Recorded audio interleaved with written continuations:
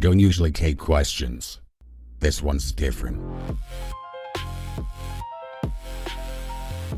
This isn't therapy. It's a reckoning. For the men who've been lied to about love, and the women who sold safety instead of truth. We say the things you're not supposed to say out loud. I'm Author. This is Cuff. Every week, we go deeper. This is the first Cuffed Q&A. No musings, no essays, no arc. Just the questions people actually asked. Answered the way I'd answer them off mic. We're doing this every month now. Last Saturday, same rules as everything else here. No script, one take, whatever come out is what you get. Just to clarify though, the monthly Cuffed Q&A will deal with the work, my process, the platform, social media, etc. The deeper level, the personal level, will continue to live only in the Red Room. If you got something you want to ask next time, drop it in the comments below. This one I already used what's there. The next one's yours. Let's get into it.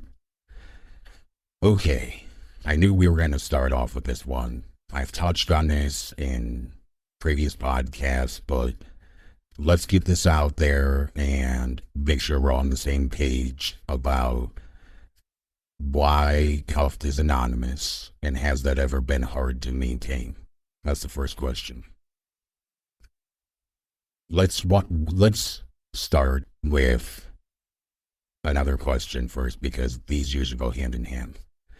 Why the pen name M-Author? Because everyone's the author of their own story, of their own life. Plain and simple. That's why I chose it. The anonymity part. I have struggled with my ego mightily in the past. I never want this project to become about me or my ego. I want it to stand on the work alone, the clarity, the principles, the earned doctrine. That is a huge reason behind the anonymity. The other part is I didn't want social pressure, if you call it, to influence the content in the writing.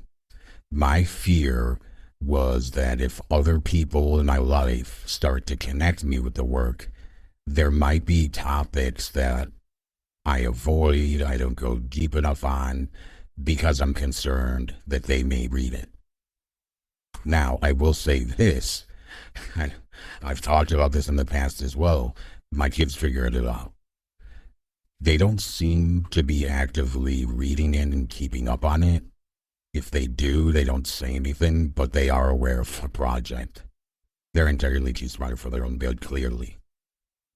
That's one. Two, walk us through exactly how an episode gets made from the first thought to the published version. As I have talked about, I work a full-time career, and I'm also building Cuffed full-time. I use tools to help with production. I've never hid that. I use a plethora of tools, from your standard AI models to editing software to, I use tons of tools every month. For a podcast episode, the one thing I did to make it somewhat easy on myself was to have the two musings be a part of the week's episode. Normally when I'm writing the long form pieces that go on cuffedmedia.com, the musings are always supposed to be the lived experience. The Red Room provides the mechanism, the action items, so it takes it to a whole different level. There's only so much that I can write in a week and say about a topic in my writing. The podcast was always intended to be the raw, intimate audio layer where it's a stream of consciousness. The only things that are written for the episode every week is I write the hook and I write the intro. That's it. The rest of it is totally ad lib. So what I do is I sit down during the week, I write the hook, I write the intro, and I jot down some notes that are possibly things that I want to try to cover in the episodes. I record the episode one take in software called Audacity. My voice is modified using a program called Voice Mod.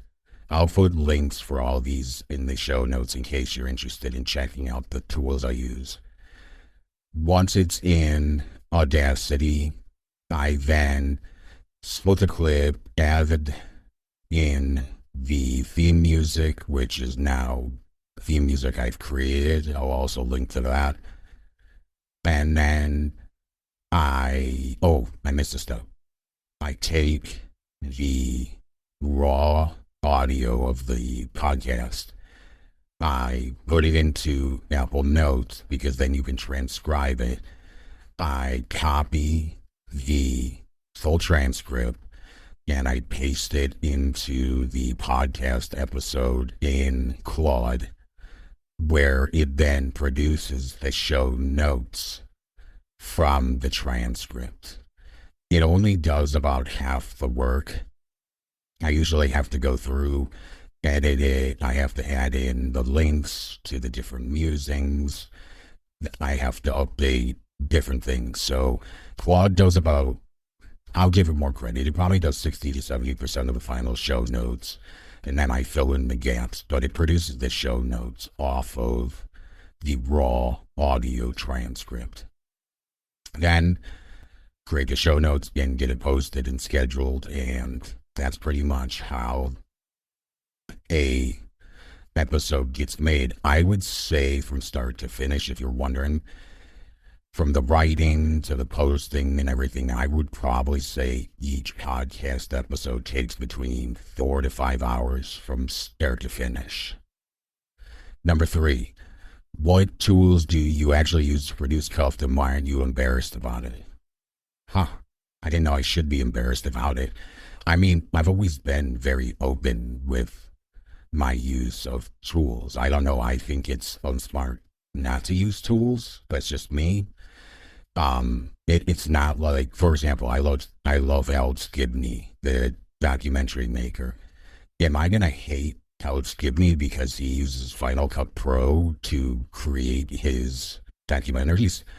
No, we all use tools.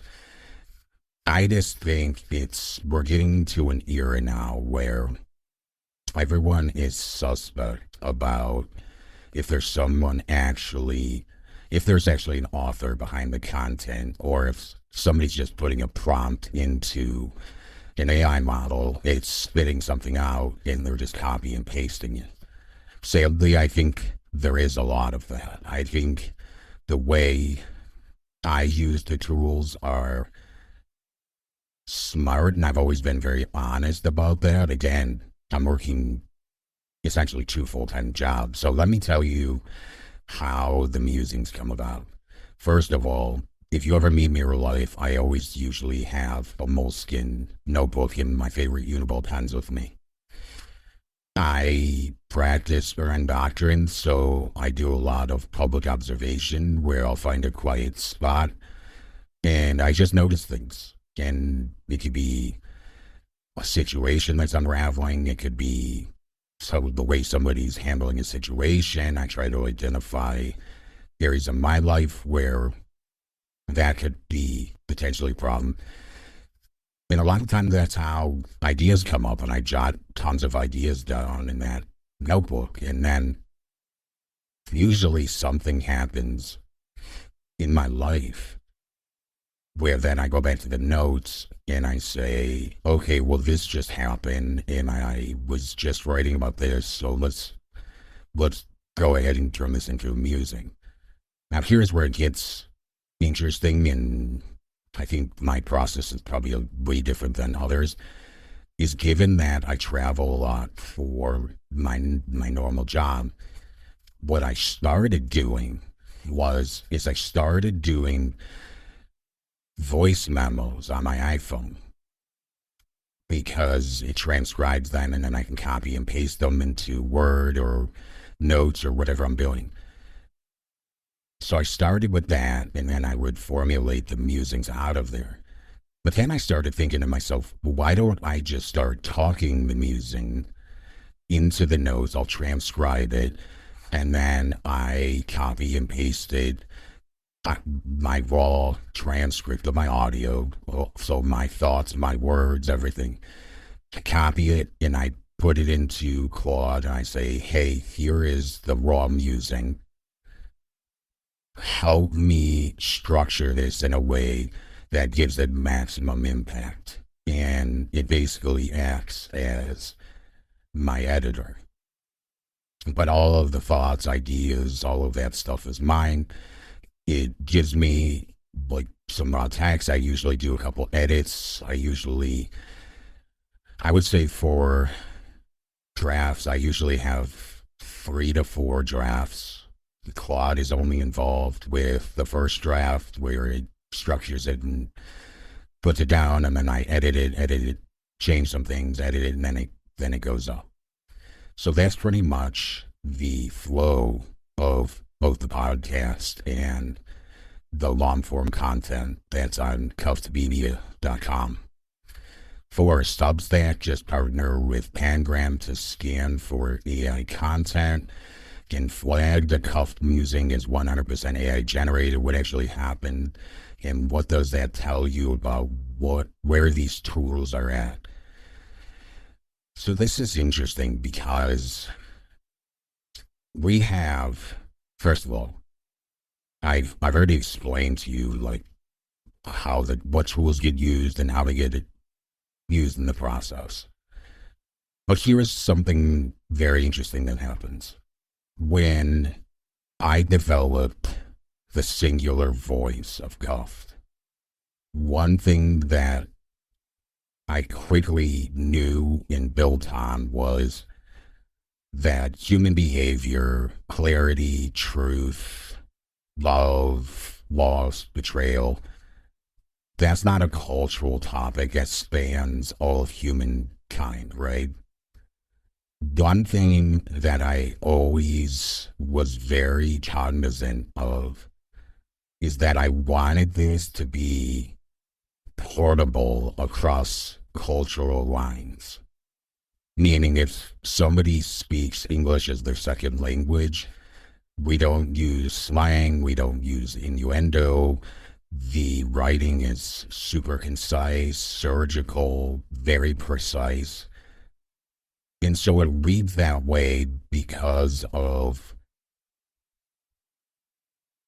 keeping out all of the fluff to make it, first of all, respect the reader's time, 1, and 2, it makes it very easy for people who don't speak English as a primary language to read the musings and understand them. And that's why, even only being a year into this project, here's the statistic that I can't even believe I'm saying, and I tell people they must fall over. Right now, yes, America is our primary audience demographic. Hands down. But it's only roughly half the audience, which is crazy. Think about that. Where are the other areas that Cuffed is already forming audiences at? Some of these are going to surprise you, some of them won't. Of course, I think our number 2 market is Australia. So, hello to all of our Australian friends. The number 3, though, India. Who would have guessed that? India, then Canada, UK, Singapore. What are some of these? Sweden, Germany, Romania. Saudi Arabia is even up there, and I think they're at 2%. South Africa. So even at this stage, a large portion of the cuffed audience is already international, and I love that. And that's why it shows that the writing is doing what it's supposed to. The aesthetics are it easily the aesthetics easily travels across borders. So okay, let's move on. I don't want to spend too much time on that. 5. Why Substack and not a fully owned platform, and when does that change? Oh boy. It'll change. It's going to change at some point. Substack it was a great place to start. It's limiting us. We're already bumping our heads up against several limitations. It's a walled garden, so they don't give us the access to the analytics we would like, and that's why I experimented with hosting the podcast already on different platforms. It'll eventually happen, and while Substack really starts to push forward and make it create a more creator friendly. The whole reason I started on Substack, to be honest with you, was, again, I hate to keep saying it, but I work a full-time career, and this made it easier, although I did move it to our own domain and URL, so we do have our own analytics and so forth, but it's working for now. We're definitely hitting a lot of frustrations the more we grow. 6. Pinterest drives a lot of cuff traffic. Why Pinterest when everyone else is on TikTok and Instagram? I mean, we are on TikTok and Instagram, but I mean, our audience isn't really they're not on TikTok yet. TikTok skews very young. The short videos and stuff we made don't hold the attention like these. I even watch my kids do it, how fast they just swipe away. If it doesn't hook immediately, they're gone. And our content isn't built for that.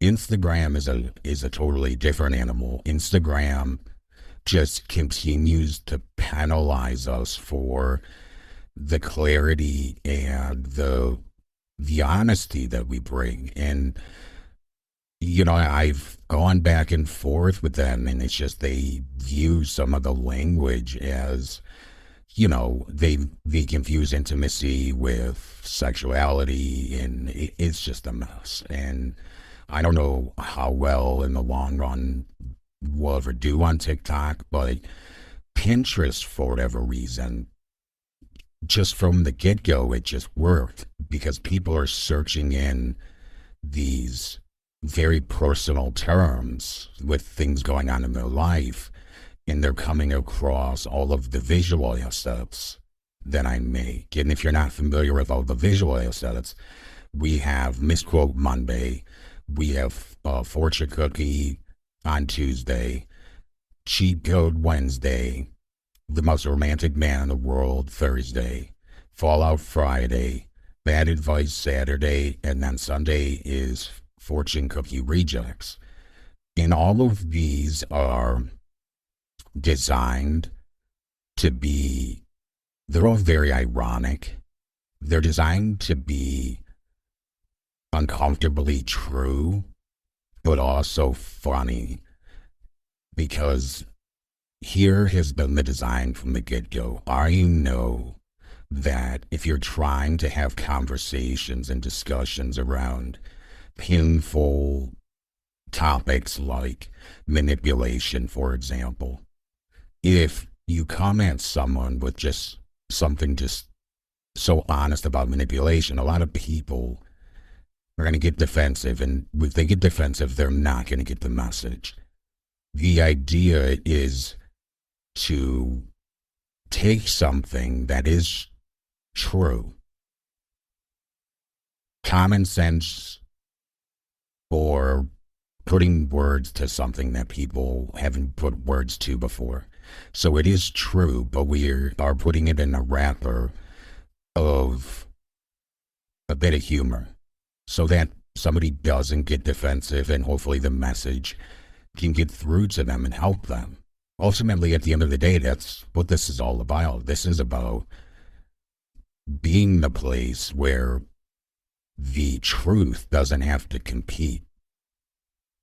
That's not what we do here at Cuffed. At Cuffed, it's always the truth. It's always accountability. It's always about the behavior, not the person. And wrapping it in that little bit of humor sometimes just takes the edge off of enough where the message can be received. 7. So Cuff has meaningful listeners in foreign countries. Nobody would predict for this content. Why do you think that's happening? Well, we've already discussed this. Again, I'm very conscientious about leaving out cultural references, slang, innuendo, stuff like that. I try to write this in precise language so that it's easily understandable. And more importantly, I'm a business guy at heart, and when I took business writing in college, one thing we were taught is remove all the fluff, write, be concise. And that's always my goal because I want to respect people's time, especially a lot of people read this who are in periods of their life where they have children or, they're working full time. And I don't want to take up 7 minutes of your day to read a musing. That's why I try to make them where you can read them in 2 to 3 minutes. 8. You're essentially running a full media operation while working another job. What actually keeps this sustainable? Oh man, I've already talked about it, the tools. If I didn't have the tools, Cuffed wouldn't exist. That's the bottom line. I use them all. People probably think I'm crazy when they see me walking around doing, creating voice memos and sitting in my car making visuals and CapCut and whatever other programs I'm using. But yeah, without the tools, Cuffed doesn't exist. I'm hoping at some point when I can transition to 100% Cuffed, where the tools will still be used, but everything will go to another level because not only will we be able to upgrade those tools, but hopefully I'll be able to have a person or two able to help me with the scheduling, and because I'll admit it's a lot and I'm committed to it because I love doing this, but I eventually do need some help. 9. The podcast is one take, no edits, no script. Was that a creative decision or a practical one? And would you change it if you could? No, this was totally a creative decision. Here's why. The long form content, the social media series, the social media posts, the book, all of that stuff is extremely polished material. Again, I wanted the podcast to be the raw, intimate layer where this is just a stream of consciousness. And what's interesting, if you've listened to enough of the podcasts, you've probably heard one where you could tell that I'm connecting the dots in my head and I'm having like a breakthrough while I'm on mic. And you can't replicate those moments, and I'm hoping by people being a part of those moments, by being on the podcast, listening to it, it helps you. It helps you. Maybe it just provides that slight perspective shift that's enough to help you see what you were missing. And ultimately, my goal at the end of this at Cuffed is that it moves everyone who does the work, who shows up, that it moves you closer to peace and happiness. And of all, love, acceptance, being longed for. All of those wonderful things. I want that for everyone who shows up and does the work, takes this seriously, participates, engages. You're my people. So no, there is nothing about the podcast that I would change because the feedback has been overwhelmingly positive, I think. So here's another thing too, while we're on this. Quick, because we're running out of time. I remember when podcasts first started. It was awesome. It was literally like two people and a mic who were just so passionate about a subject that they started making these podcasts. Those were amazing times. Like now it's like every other podcast is made by New York Times or the Wall Street Journal or something. I don't want to listen to the radio. I want to listen to someone who is so extremely passionate about whatever it is they're doing that they decided to hit record and create an episode. Those are the people I want to listen to. If I wanted to listen to the Wall Street Journal or read the Wall Street Journal, I would. It's not what I want out of a podcast, but that's just me. Okay, last one. What does Cuff look like in 2 years, and what has to be true for that to happen? Well, in 2 years, what would Cuff look like? I hope it doesn't look much different than it does now. I hope I stay true to my word and my promise of not shaping the voice for clicks and likes and easy growth. I have stayed brutally true and honest to the original voice and vision. And that's the biggest threat, honestly, is to start to drift. I don't think we're doing that. I'm still writing about things that I need to work through, and hopefully, even if you don't have to work through it, you still find value in my struggles, my lessons, whatever I've learned from it. That's all I want to do, is I want it to help you in some way. And honestly, sometimes it might just be entertaining or intriguing, and that's fine too. I think there's worse ways you could fill your time than, learning about a guy who's actually talking about stuff guys actually see, feel, experience, etc. Hopefully I answered a bunch of your questions. Some things that maybe you wondered about, maybe these create more questions. Drop them in the comment. I will get to them next month when the next Q&A drops. As always, hold the standard, stay close.